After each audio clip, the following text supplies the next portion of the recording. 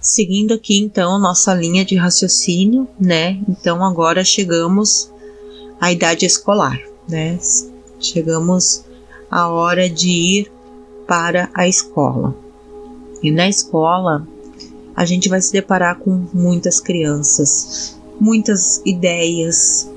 A gente já está carregando todos os nossos conflitos das fases anteriores.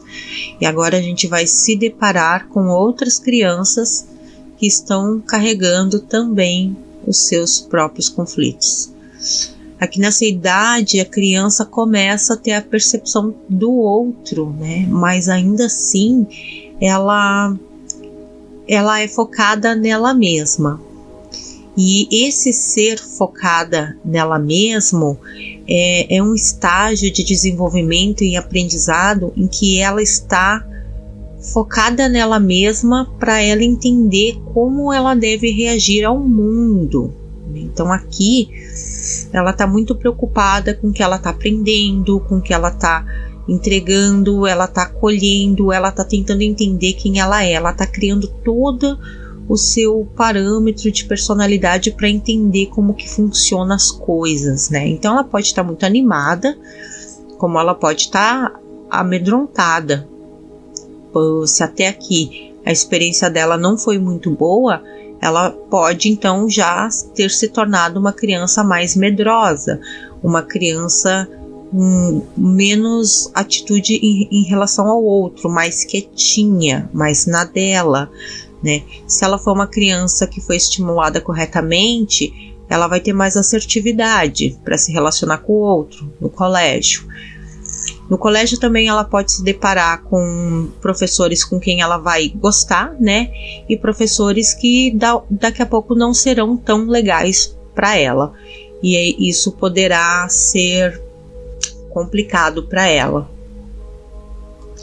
Aqui a criança está tentando entender então qual é o seu lugar no mundo. Então ela está aprendendo com a mãe, com o pai, com os cuidadores, como é estar no mundo, como é ser com o mundo, né? Então ela vai estar observando como os pais se relacionam entre eles, né? Os cuidadores se relacionam entre eles.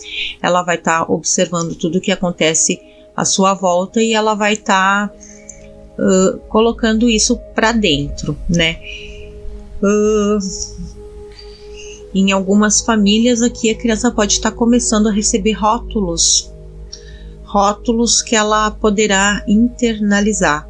Então pode acontecer, por exemplo, dela ouvir: você é a menininha da mamãe, sempre muito prestativa, sempre muito queridinha, sempre muito ajudando a mamãe, e ela pode entender que isso é desejável, ela pode internalizar isso.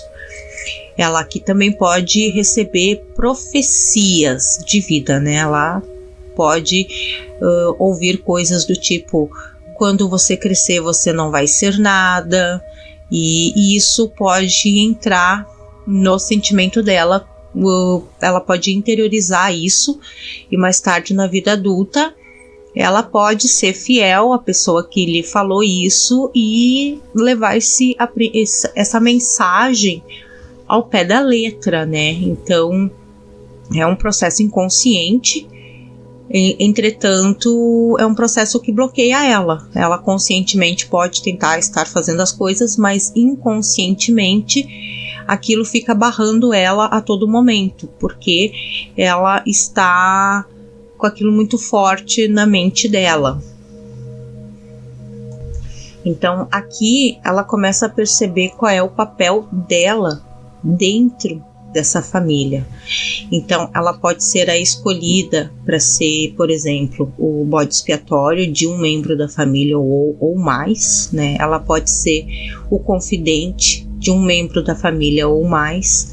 Ela pode ser a criança revoltada, que é a criança que vai ser definida como aquela que só dá problema, né? E não é que ela seja essa criança revoltada ou rebelde, né?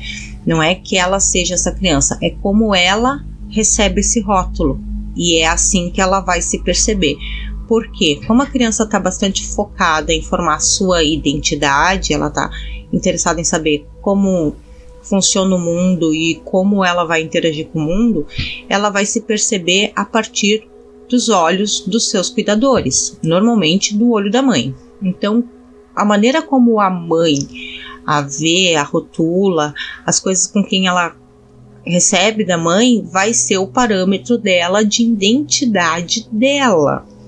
Então, se a mãe começa a falar que ela foi uma criança indesejada, que ela é uma criança problema, que ela é desastrada, que ela é burra, que ela só incomoda, ela vai carregar dentro dela essas sensações como sendo verdades absolutas, porque ela vai criar a visão dela mesma a partir do olhar da mãe ou do cuidador que cuida dela, o cuidador responsável, o cuidador principal, digamos, né?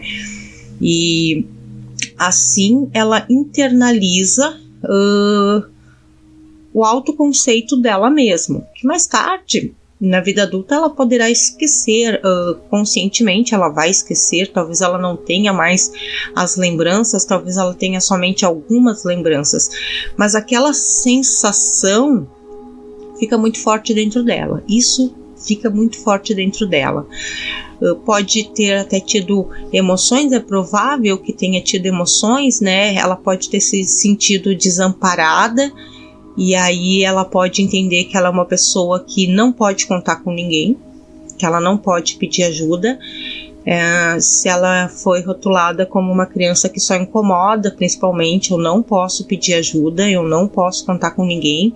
Então pode ser uma pessoa que tenha muita dificuldade em pedir ajuda, e muitas vezes, se essa mãe, nas vezes que foi ajudar ela, acabou ajudando com frases fortes, ou xingando, né, ou humilhando ela pode até entender que toda ajuda que se apresentar é uma tentativa de machucar ela. Tudo isso pode acontecer se ela não consegue. Tudo isso poderá acontecer, e depois na vida adulta precisa haver uma resignificação, precisa ter uma auto-observação, uma reformulação de quem é essa pessoa, né? Então a astrologia ela fala muito disso. Muitas vezes a gente não sabe muito bem quem a gente é. A gente está tão envolvido com o que a gente aprendeu que a gente era, né? A gente está tão focado em ser aquilo que os outros nos disseram para ser, que a gente perde a conexão com o self, com o verdadeiro eu. Porque o self é o meu eu primordial, como se fosse minha alma mesmo, né? E o ego é aquilo que a gente aprendeu a ser, aquilo que a gente desenvolveu. O ego é tudo que a gente recebeu do nosso ambiente, tudo que a gente, sabe, entendeu que era nós. É como se fosse nossa versão que a gente apresenta ao mundo. Só que muitas vezes o ego e o self estão muito distantes um do outro. Muitas vezes a pessoa teve lá na infância uma experiência desagradável, foi escolhida muitas vezes como bode para assumir a culpa de outras pessoas, né? E aí ela vai passar a vida sentindo que está sempre errada. Ela pode se tornar uma pessoa que está sempre tentando acertar, mas está sempre com a sensação de estar errada. Com isso ela pode se tornar extremamente perfeccionista, muito detalhista. Ela está sempre focada porque ela morre de medo de errar. Por que ela morre de medo de errar? Porque ela foi julgada, condenada, sem nem sequer saber o que fez para merecer aquilo, né? Ela necessariamente ela não entendeu o que ela fez de errado, então agora ela não pode errar de jeito nenhum. E o perfeccionismo é uma das coisas que mais faz a gente ficar se sabotando de não fazer algo, porque a gente tem essa ilusão de eu preciso acertar de todas as maneiras possíveis, eu não posso cometer erros, e cada vez que a gente vai revisar, a gente sempre encontra um erro, nunca tá bom bastante, e aí a gente estaciona, não faz, né? Não faz porque morre de medo de errar. Mas o que esconde, né, esse medo? O que tem essa sensação? Essa sensação de ser julgado, de ser condenado, de passar por aquelas coisas que não gostaria de ter passado, né? Então acaba estacionando. E é bem interessante, já tem vários livros que falam sobre isso, né? Sobre esse sentimento de não poder errar, não se aceitar errando, né? Geralmente essas pessoas perfeccionistas, da qual eu me incluo, né, são pessoas terrivelmente insuportáveis de conviver, porque da mesma maneira que ela não se permite errar, que ela demora muito tempo para fazer alguma coisa, que ela não aceita fazer algo que não esteja perfeito, ela tem a grande tendência de cobrar isso de todos que estão à sua volta. Ela vai ser a pessoa que vai cobrar a perfeição de todo mundo, inclusive dos filhos que essa pessoa vai ter. Porque se ela não se recupera, se ela não se trabalha antes de ter filhos, ela vai ensinar os filhos aquilo que ela aprendeu. E ela aprendeu que não pode errar. Então é importante, o autoconhecimento é super importante, até para que a gente possa ser mães e pais melhores, né? A gente entender o que aconteceu com a gente, não para culpar ou não para julgar, mas só para se aperfeiçoar, para se conhecer melhor, para se entender melhor, para ter uma qualidade de vida melhor, para conseguir chegar em algum lugar desejável, né? Então é super importante isso. Tem mais uma coisa bem interessante. Na verdade, tem muitas coisas muito interessantes sobre tudo isso. Lembrando que isso é um resumo mesmo. É um resumo do resumo. Para a gente conseguir entender como isso tudo funciona. E em algumas famílias não existe esse comportamento de o pai se desculparem com os filhos quando cometem alguns erros, né? Eu já presenciei, não comigo, bom, também comigo, mas que ficou marcado não foi comigo, o fato de um parente meu, uma criança, né, que era um primo meu, sofreu uma violência grotesca por uma acusação, né, de algo que ele não tinha feito. Sumiu alguma coisa, ele foi acusado, ele apanhou violentamente e depois aquilo que sumiu foi encontrado. Mas em nenhum momento as pessoas que o agrediram voltaram para se desculpar. Não, isso não aconteceu. Quando a gente é criança, a gente acredita que os adultos são pessoas boas. É muito difícil a gente pensar que os adultos que estão na nossa volta cometem erros, fazem coisas erradas. Não, a gente pensa que eles são pessoas boas, que sabem tudo, que estão acima de tudo, né? Eles são deuses. A gente acredita que eles nunca erram. Quando um adulto comete uma violência contra a criança, essa criança não vai nem por um momento pensar que esse adulto está errado. E o pior de tudo é que muitas vezes essa criança cresce, se torna um adulto e ela nega que seus pais cometeram erros. Então, como pais, é muito importante a gente mostrar nossa vulnerabilidade para os nossos filhos. Mostrar que a gente erra sim, mostrar que a gente comete erros, voltar, pedir desculpas para essa criança quando a gente cometeu um erro, quando a gente fez algo que não devia, a gente pede desculpa para essa criança, para mostrar que a gente respeita essa criança, para mostrar que a gente não está livre de cometer erros. Mas quando isso não acontece, às vezes a pessoa se torna um adulto que fica muito difícil dela aceitar que seus pais cometeram erros. Acredito eu que seja muito difícil aceitar certos erros ou certas escolhas quando adulto. Porém, quando não se teve a experiência dos pais mostrando a vulnerabilidade deles, mostrando que eles não são deuses, fica mais difícil ainda. A criança cresce com essa sensação de eu tô errada, eu sou errada, e pode se tornar muito perfeccionista.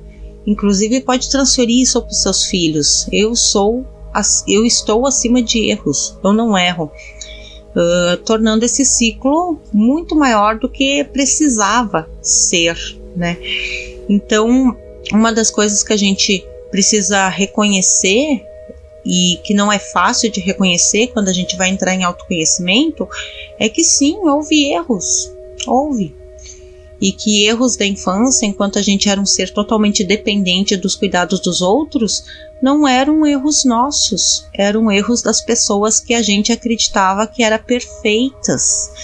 Eles erraram, e a gente conseguir se livrar de certos comportamentos, certas tendências, porque afinal de contas não é um erro nosso, é uma coisa bem libertadora e bem difícil.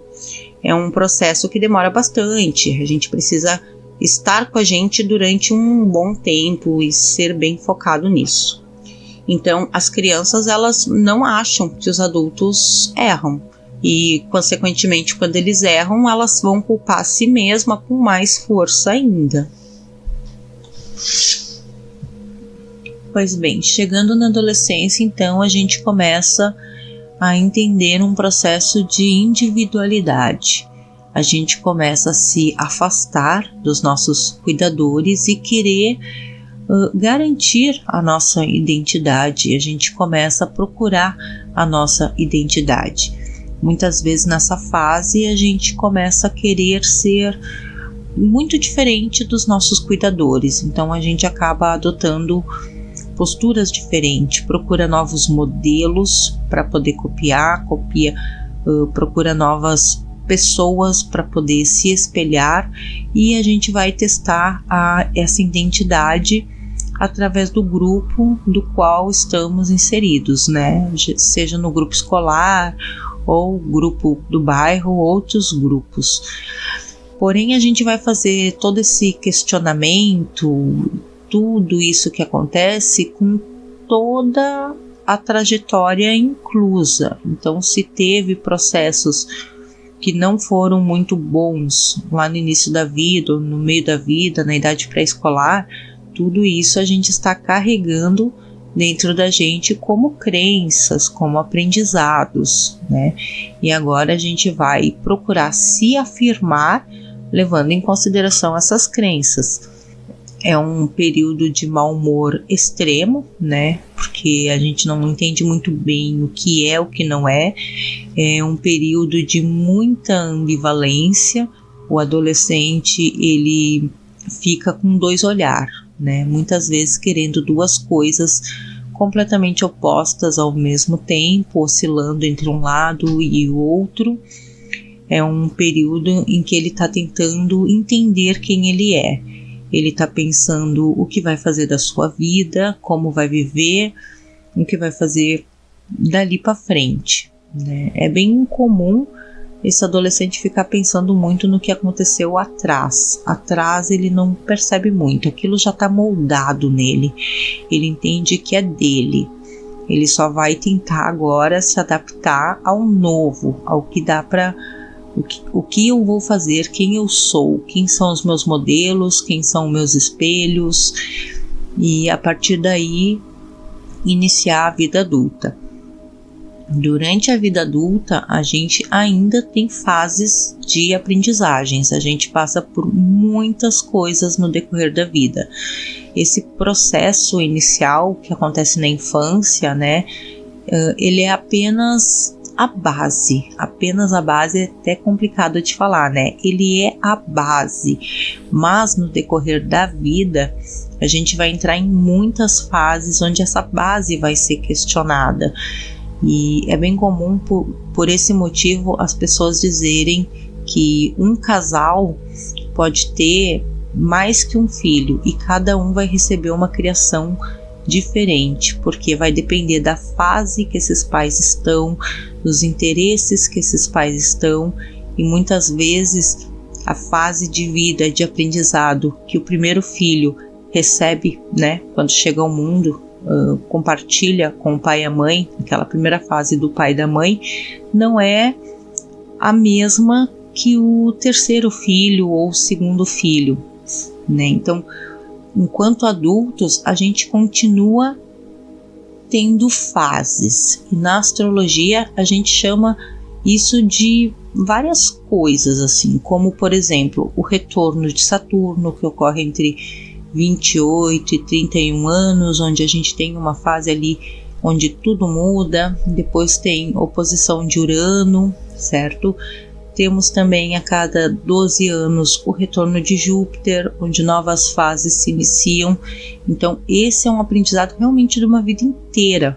Eu acho bem importante falar isso porque a minha experiência de criação foi: os adultos sabem tudo. Então eu acreditava realmente que quando eu fosse adulta eu também saberia tudo, que eu atingiria ali o meu pico de maturidade entre os 21 anos, que seria a maioridade, e a partir daí eu nunca mais aprenderia nada.